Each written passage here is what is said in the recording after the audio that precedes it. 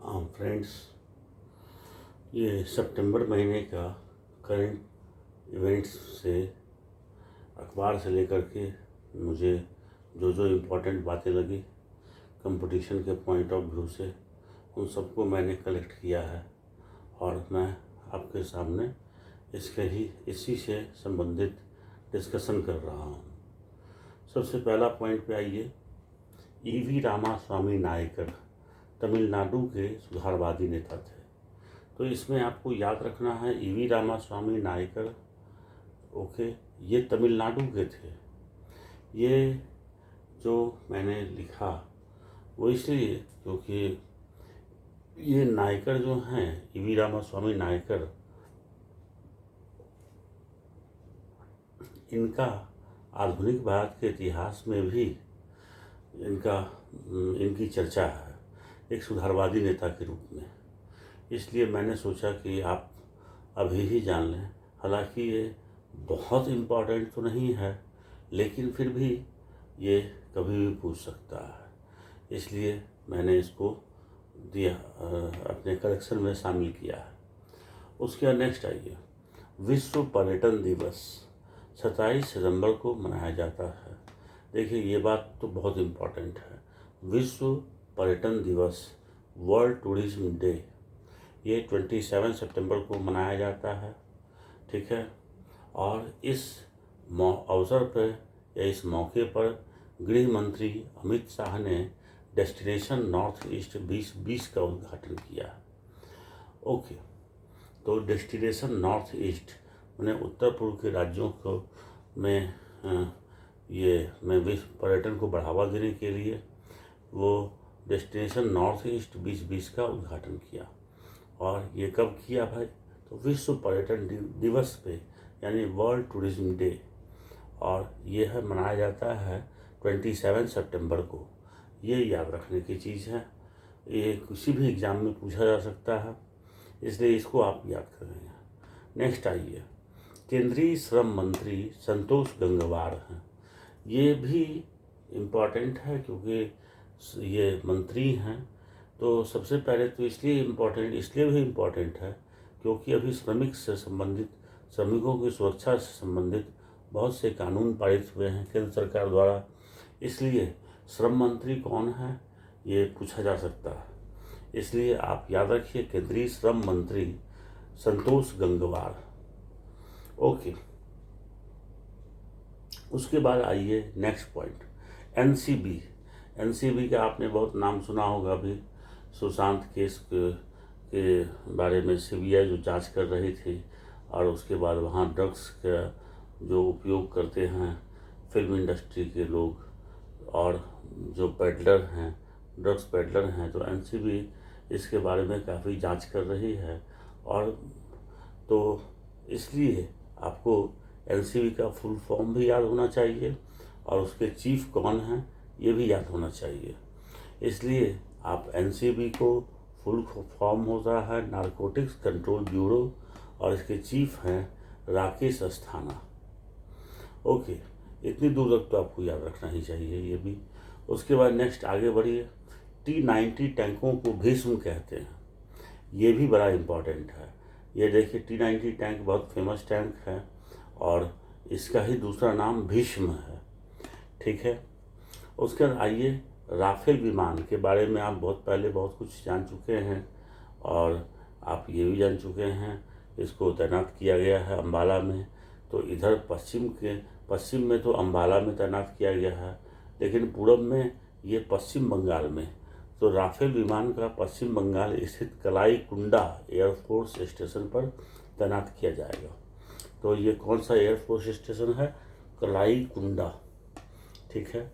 और ये air force station कलाई कुंडा कहाँ है? पश्चिम बंगाल में, यानी कि वेस्ट बंगाल में। ओके, SCO, इसके बारे में बहुत चर्चा हो चुकी है अब तक। तो SCO की ये संघाई कोऑपरेशन ऑर्गेनाइजेशन की शिखर बैठक रूस में होगी। ये नवंबर में होने वाली है, जिसमें संभवतः शी जिनपिंग और हमारे प्रधानमंत्री श्री नरेंद्र मोदी उसमें मिलेंगे। संभवतः। उसके बाद फिर आगे बढ़िए। पूर्वी लद्दाख की पर्वतीय चोटियाँ अभी चीन के साथ विवाद को लेकर के, चीन के साथ सीमा विवाद को लेकर के बहुत सारे जगह फेमस हुए, बहुत सारे पॉइंट, तो उन सब पॉइंट को आप एक दिमाग में रखना है। तो पूर्वी लद्दाख की पर्वतीय चोटियाँ पैगोंग झील, गलवान घाटी, उसके गोगरा, हॉट स्प्रिंग, देपसांग, ये सब को लेकर के चीन से विवाद है। ओके, नेक्स्ट आप आगे बढ़िए। तो ये जो है आप पूर्वी लद्दाख की पर्वत के बारे में आप जान चुके हैं, पर्वत चोटियों के बारे में।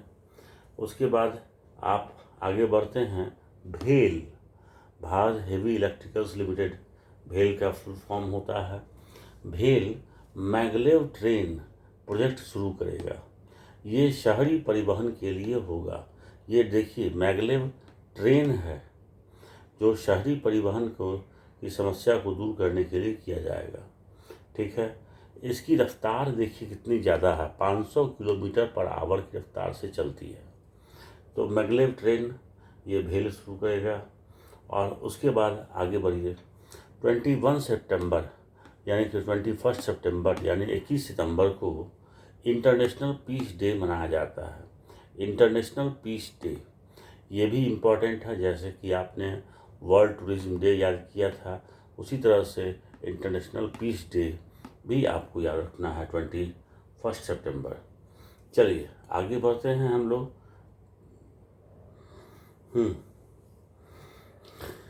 तो हम लोग आगे बढ़ते हैं और आप देखिए खुले सिगरेट बीड़ी की बिक्री पर बैन लगाने वाला महाराष्ट्र पहला राज्य बन गया है।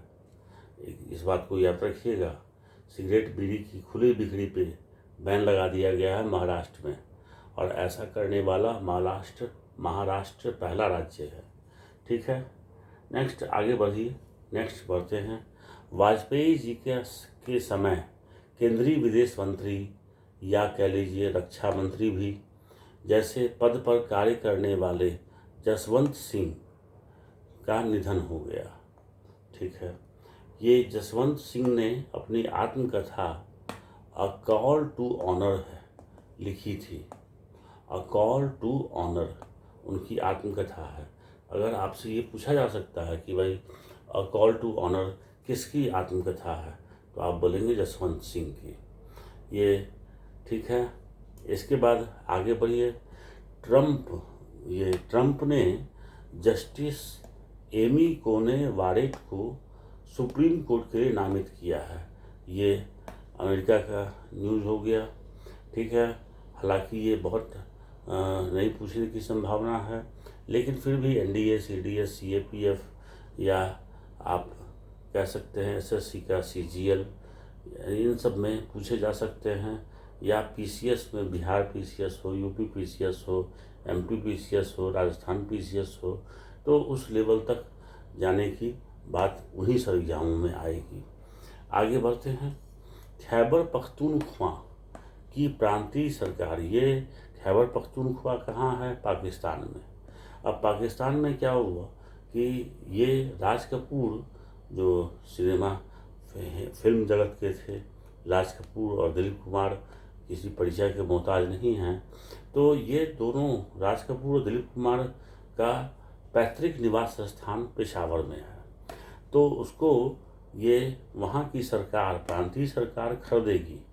ठीक है, तो इसको आपको ये बहुत ज़्यादा इम्पोर्टेंट तो नहीं है, लेकिन फिर भी आप राज कपूर, दिलीप कुमार का पैतृक निवास स्थान पेशावर में था। ठीक है, और ये फैसला जो लिया है वहाँ के पुरातत्व विभाग ने, माने आर्कियोलॉजिकल डिपार्टमेंट ने। तो यानी कि अगर आपसे बोला जाता है कि अगर हाल ही में पाकिस्तान के आर्कियोलॉजिकल डिपार्टमेंट में ने किन दो भारतीय फिल्मी हस्तियों का पैतृक निवास स्थान को खरीदने की घोषणा की है, तो आप बोलेंगे राजकुमार और दिलीप कुमार। ओके, बस आगे बढ़ते हैं। उसके बाद आप आइए कि ये बीसीसीआई ने नीतू डेविड को महिला क्रिकेट महिला राष्ट्रीय क्रिकेट का मुख्य चयनकर्ता घोषित किया है। बीसीसीआई ने नीतू डेविड को महिला राष्ट्रीय क्रिकेट का मुख्य चयनकर्ता घोषित किया है। ये भी उतना इम्पोर्टेंट नहीं है, क्योंकि अगर पूछना होता है तो बीसीसीआई के चेयरमैन पूछता है या चीफ सेलेक्टर पूछता है ये, लेकिन फिर भी आपको ये चूँकि था तो मैंने इसको कलेक्शन में डाल दिया है।